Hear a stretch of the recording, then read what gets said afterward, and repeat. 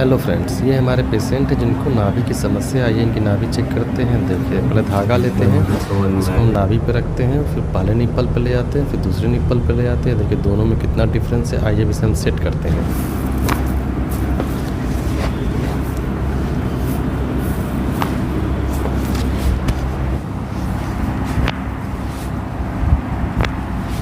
Loose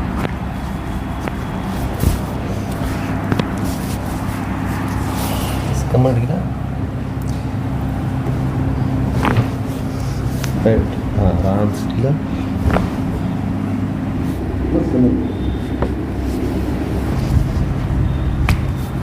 अब नाभि set करने के बाद फिर से चेक करते हैं धागा लेकर के। सेम वही प्रोसेस, नाभि पे रखते हैं पहले निप्पल पे, फिर इसको दूसरे निप्पल पे ले आते हैं। देखिए दोनों बराबर है, यानी कि उनकी नाभि अपनी जगह पे आ गई है।